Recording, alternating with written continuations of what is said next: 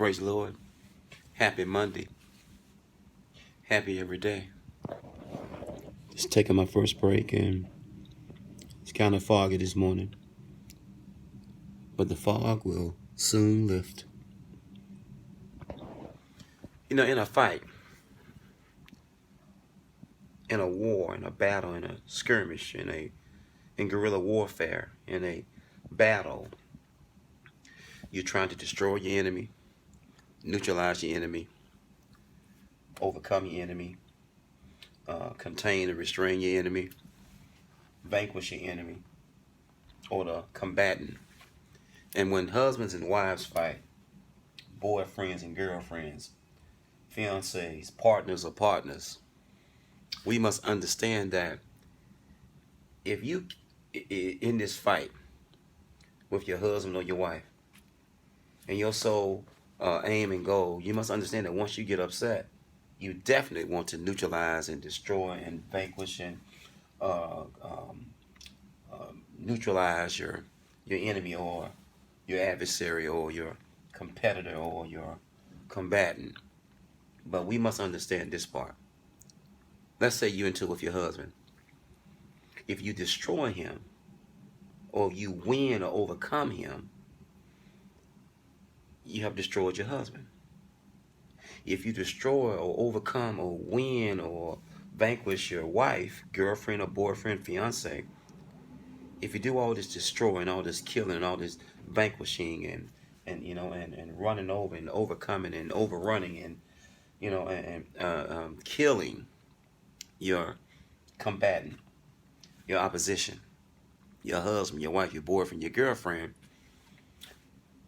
then you can't go any further than destroying your enemy. You destroy your boyfriend, your girlfriend, your husband, your wife.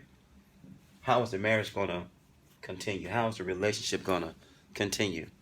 Okay, we must win the argument when the other party is wrong. We must try to persuade and confess to the other person or profess, and we got to try to persuade them that they're wrong or get them to see how wrong they are in the matter. And we shouldn't have to do that because you learn right from wrong at such an early age.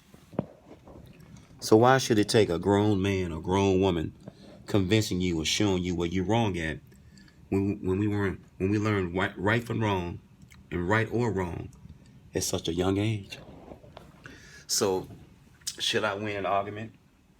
Should you win an argument with your boyfriend, your girlfriend, your husband, your wife, your fiance, or significant other, or whatever the case may be, spouse? If you got to do that with destroying the other party, then how can the marriage continue? How can the relationship continue? How can the love continue? How can the respect continue? I mean, excuse me, my mom used to say, you can't shoot me and love me. You can't shoot me and operate on me. You can't shoot me and come back and get me. You can't destroy me and bring me back to life. Think about it.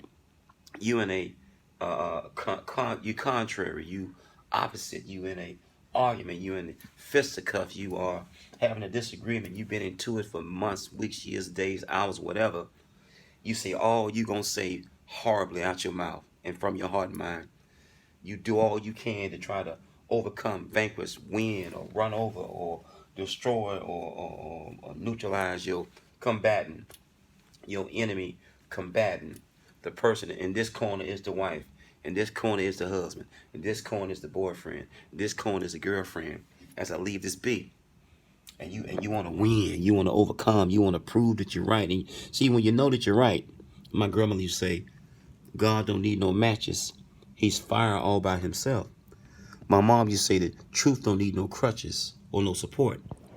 It stands on its own.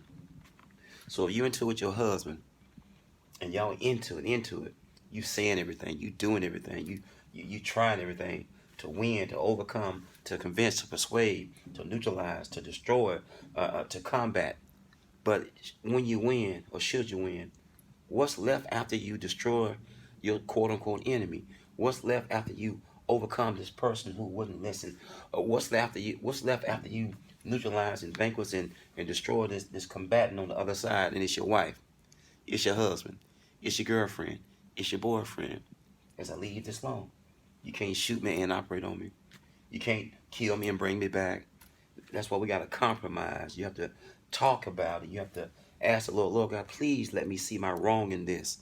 Don't let me be proud and pig-headed and thick-headed and let my pride get in the way. Pride is nothing more than loud lies about oneself, loud lies about one's position, loud lies to wonder, hey, I'm right, he's wrong, she's wrong, as I leave this be. So in any fight, any war, any skirmish, any guerrilla warfare, and any engagement, any battle, any war, any guerrilla warfare, any disagreement, any battle, you got to understand there's a winner and a loser. Some people say win, lose, or draw. I'm gonna come out all right. You gonna win or you gonna lose. There's a top dog in the fight. There's an underdog in the fight. There's one projected to win. There's one projected to lose. Then there's upsets. And so many people have upset their own marriages and relationships. You try to destroy your husband. You try to destroy your wife. If they're hanging there with you after the destruction, it might be something left, but I doubt it because they'll never forget how you tried to destroy them. So we must compromise. If you can't get along, get apart. If you can't work it out, you need to separate. You can forgive and stay. You can forgive and go. You can not forgive and stay, or you can not forgive and go. As I leave this alone, I'm still not 100%, but I thank God for things being as well as they are. I'm gonna take what I have, where I am, and do the best I can do. Remember now, if you destroy that man that you love, if you destroy that woman that you love or say you love, sometimes we get with people who love what we do for them and love what we look like and love what we can give in all different rooms of the house. But they have no room in their mind and heart for us. And then that's when you start growing apart. It's just a convenience to a relationship or a convenience to a marriage. But remember, in any fight, any war, any combat, any guerrilla warfare, any battle, any skirmish, there's going to be someone who lives, there's going to be someone who dies, there's going to be a victor, there's going to be a vanquished. And we must understand that if you destroy the person in the same household, in the same marriage, in the same relationship, in the same family, you can't shoot me and operate on me. You can't kill me and resuscitate me. You can't shoot me and come back and pull the bullets out of me, whether it's mental, psychological, emotional, physical, or whatever the case may be, as I leave this alone. Remember who you're fighting, why you're fighting. Remember, you cannot destroy the person and stay married to him.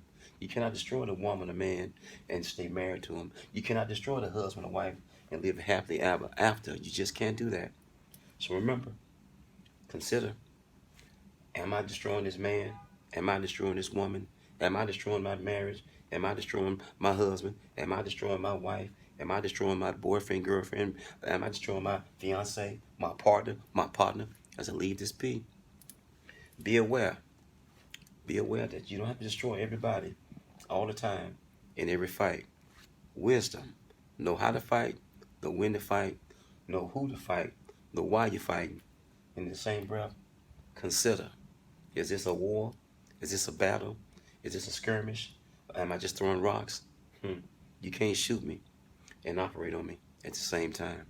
Peace. One.